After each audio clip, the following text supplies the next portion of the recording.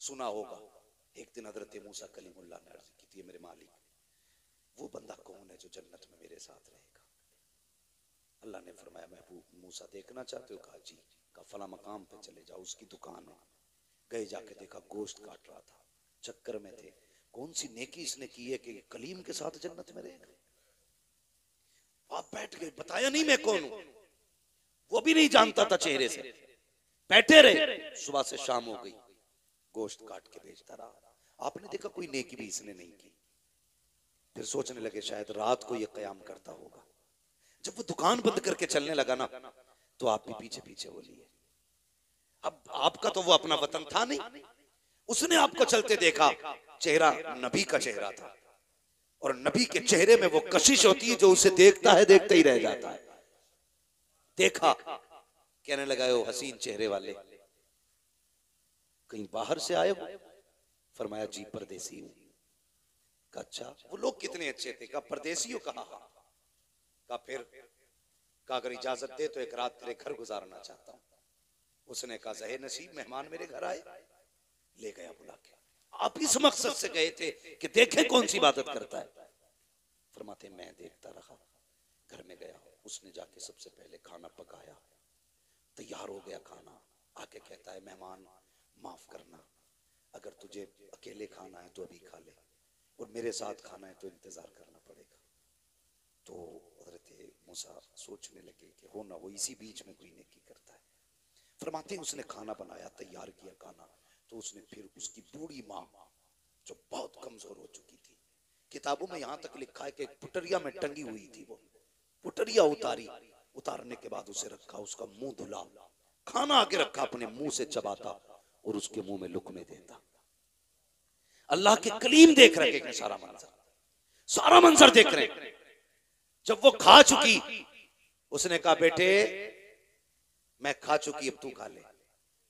उसने कहा, फिर वो औरत ने जब खाने के बाद ना हाथ उठाए, वो कुछ कह रही थी, वो बेटा हंस रहा था। हजरत मूसा कहने लगे क्या कहा तेरी माँ ने? उसने कहा छोड़िए जनाब, ये तो ऐसी बातें करती है। कहा क्या कहा? कहने जब ये दुआ के लिए हाथ उठाती है तो वो मांगती है कि जो समझ में नहीं आता मिल जाएगा। कहा क्या? कहा जब भी हाथ उठाती कहती है अल्लाह मेरा बेटा खिदमत करता है, इसके बदले में बस इतना चाहती हूं कि जिंदगी में मुझे मूसा का चेहरा दिखा दे और मेरे बेटे को जन्नत में मूसा का साथ अता फरमा दे। वो हंस के कहता देखिए जनाब, ये मेरी माँ ऐसी दुआ करती है, क्या ये हो सकता है? कहां कलीम, कहां मैं, और ये मेरी माँ का तो हाल देखो, बेटे से कितना प्यार करती है, जन्नत में कलीम का साथ मांग रही है। इतना सुनना था, अल्लाह के नबी की तबस्सुम आया चेहरे पे, मुस्कुरा के उठे, कहने लगे परेशान क्यों होता है?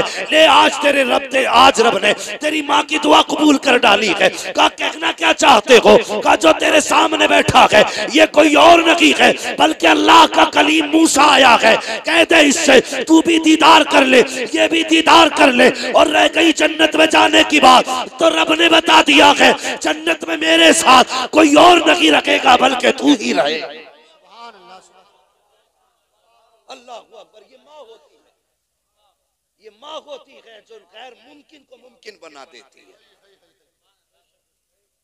हाँ, गैर मुमकिन को मुमकिन बना देती है। कहा था ये कहती है हो जाएगा ऐसा, फरमाया हो चुका है। अल्लाह अकबर। ये माँ है, मगर मसला ये अलग है। हम वहां जा रहे हैं तावीज कराने, जिसके हाथ में 10 अंगूठी हैं, बाल कमर तक हैं, ठीक है, और मूछें यहाँ तक आ रही हैं, दिल में नमाज पढ़ता है, जाहिर में खाना खा रहा है, यहाँ बैठे बैठे हरम के कुत्ते मार रहा है। उसके पास जा रहे हो भाई, उसके पास जा रहे हो? ये उलमा बैठे हैं, जिम्मेदारी के साथ कह रहा हूँ। आज जेब पे कलम लग जाए ना, जेब पे जरा सा कलम लग जाए तो फिर उसकी सारी पावर अब्बा को ही दिखा रहा है, अब्बा को दिखा रहा है। अगर बाप ने कह दिया लल्ला इधर को हटिए, ये लल्ला इधर को हटिए, कह रहा दिखते नहीं हो, ड्रेस गंदी कर दी। और बेगैरत जिसके हाथों पे मिट्टी बता रहा है ना, तो अगर इसने अपने गंदे कपड़े पहन के मजदूरी ना की होती ना, आज तेरे बदन पे साफ कपड़े नहीं होते। हाँ, तेरे बदन पे साफ कपड़े नहीं होते। आज जिससे कह रहा है ना तुमने कपड़ों का ख्याल नहीं किया, अगर इसने अपने कपड़ों का ख्याल किया होता तो शायद कोई तुझे पहचानने वाला भी नहीं होता। हाँ, कभी ख्याल आया करे ना, वो क्या मेरे सामने, वो क्या मेरे सामने। मैं एक बात और कह के जाना चाहता हूँ, खुदा के वास्ते जिस तरह बाप की इज्जत करते हो ना, बाप के बाद बड़े भाई की भी उतनी इज्जत किया करो, उतनी इज्जत किया करो बड़े भाई की। इसलिए ज़ैगम भाई बाप के बाद भाइयों को बड़ा भाई बाप बन के पाला करता है, बाप बन के पाला करता है। कई भाइयों को मैं ऐसों को जानता हूँ, ये आंखों देखी बात है, कोई किताबी नहीं है जो हवाले मांगो मुझसे। आंखों देखी बात है कि भाइयों ने मजदूरी करके छोटों को पढ़ाया। आज जब वो सर्विस पे लगे, वो कल भी मजदूरी कर रहा था, आज भी कर रहा है। न कल उसके बच्चों का ठिकाना था, न आज उसके बच्चों का ठिकाना है, और सारी चमक उसी गरीब को दिखाई जाती है। डर अल्लाह से, डर अल्लाह से। उसके हाथ में ठेला है, उसका कोई कसूर नहीं है। तेरे हाथ में कलम है, तेरा कोई कमाल नहीं है। ये सारे फैसले कुदरत के हैं। वो जिसे चाहता है फर्श पे डाल देता है, जिसे चाहता है अर्शों पे उठा देता है। इसलिए कदर किया करो रिश्तों की, खास करके उनकी तो ज्यादा कदर करना जिन्होंने जिंदगी तुम्हारे लिए लुटा दी, जो जिंदगी तुम्हारे नाम कर देते। एक जमीन के इतने से टुकड़े की खातिर किसी पे हाथ ना उठाना, मैंट की खातिर, कमरे की खातिर, बिस्तर की खातिर कभी ना लड़ना। सब्र रखा रह जाएगा, सब्र रखा रह जाएगा। ये रिवायत हजरत अली की तरफ भी मंसूब है और हजरत मूसा कलीमुल्लाह की तरफ भी मंसूब है कि दो लोग आपस में जमीन के लिए लड़ रहे थे। एक कहता था मेरी है, दूसरा कहता था मेरी है। तो हजरत मूसा कलीमुल्लाह आ गए, वो कहने लगा कि आप फैसला कर दें जमीन किसकी है। आपने फरमाया जमीन तू ही बता किसकी है। जमीन ने सबक सिखाने के लिए जवाब दिया था, उसने कहा इन दोनों से कह दो ना मैं इसकी हूं ना मैं इसकी हूं, इन्हें बता दो ये दोनों ही मेरे हैं। जमीन किसी की नहीं हुई है, सब जमीन के होने हैं, सब जमीन के होने हैं। इसके लिए ना लड़ा करो।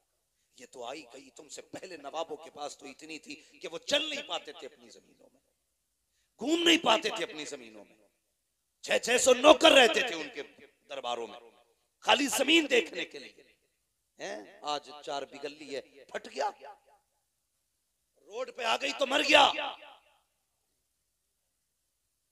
फिर कद नीचे थोड़ी आ रहे हैं, अगर हाईवे पे आ गई है तो। सही है बात है? 4 बिगल्ली हाईवे पे आई है, मर गया, 3 करोड़ का रेट मिल गया।